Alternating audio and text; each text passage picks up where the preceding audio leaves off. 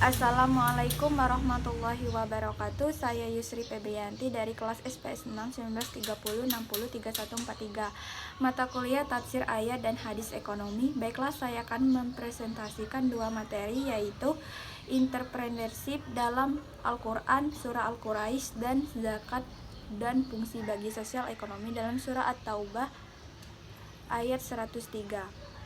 Baiklah, istilah entrepreneurship sendiri dalam bahasa Indonesia sering diartikan sebagai wiraswasta atau wirausaha, di mana wiraswasta terdiri dari tiga kata. Pertama, wira, yang berarti manusia tunggal, pahlawan, pendekar, teladan, berbudi luhur, berjiwa besar, gagah, berani, serta memiliki keagungan watak. Kedua, swas, yang berarti sendiri atau mandiri. Ketiga, sta, yang berarti tegak berdiri. Sedangkan wirausaha sendiri terdiri dari kata wira, yang memiliki seperti di atas, serta usaha, yang berarti awal bekerja serta berbuat sesuatu. Surat ini turun kepada Nabi Muhammad setelah surat At-Tin, termasuk surat ke-29 yang turun kepada beliau. Salah satu sebab turunnya surat ini adalah untuk mengingatkan kepada orang-orang Quraisy atas nikmat yang Allah berikan kepadanya. Di antara nikmatnya adalah nikmat keamanan, nikmat makanan, dan sebagainya. Dengan demikian banyak nikmat. Jaminan keamanan di sini salah satu nikmat yang paling besar yang Allah berikan kepada kaum Quraisy.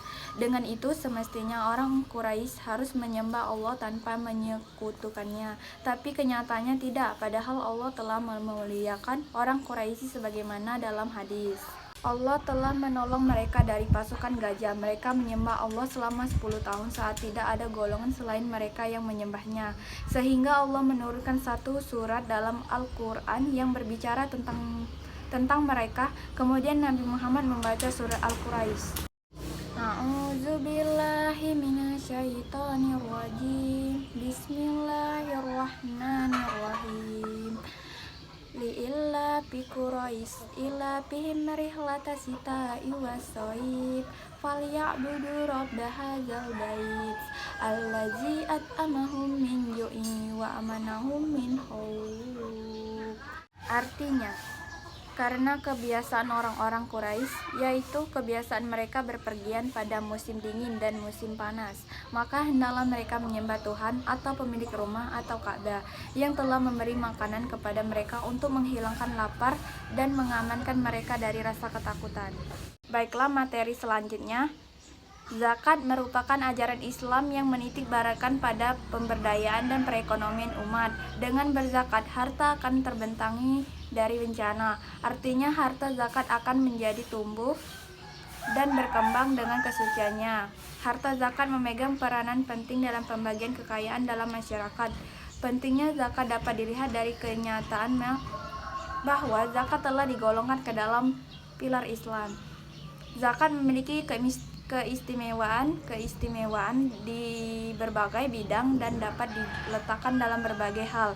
Selain sebagai poros dan pusat keuangan Islam, zakat juga sebagai pengamanan sosial dan ekonomi. Dan dapat dipahami bahwa zakat merupakan kewajiban seorang muslim untuk mengeluarkan atau mendistribusikan sebagian hartanya yang telah mencapai nishab, batas minimal, dalam waktu tertentu untuk diberikan kepada orang-orang yang berhak menerima zakat guna menyucikan jiwa dan hartanya dalam Al-Quran.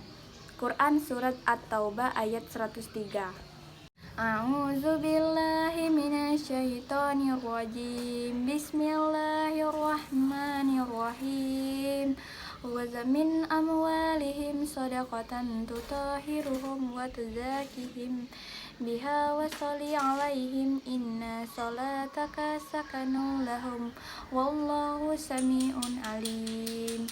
Artinya, ambillah zakat dari sebagian harta mereka. Dengan zakat itu, kamu membersihkan dan mensucikan mereka dan mendoalah untuk mereka. Sesungguhnya doa kamu itu menjadi ketentraman jiwa bagi mereka, dan Allah Maha mendengar lagi Maha mengetahui. Asbabun Nuzul. Ayat ini diturunkan berkenaan dengan apa yang dilakukan oleh Abu Lubabah dan segolongan orang-orang lainnya. Mereka merupakan kaum mukminin dan mereka pun mengakui dosa-dosanya. Mereka mengikat diri mereka di tiang-tiang masjid. Hal ini mereka lakukan ketika mereka mendengar firman Allah Subhanahu wa taala yang diturunkan berkenaan dengan orang-orang yang tidak berangkat berjihad, sedang mereka tidak ikut berangkat. Lalu mereka bersumpah bahwa ikatan mereka itu tidak akan dibuka melainkan oleh Nabi Shallallahu Alaihi Wasallam sendiri.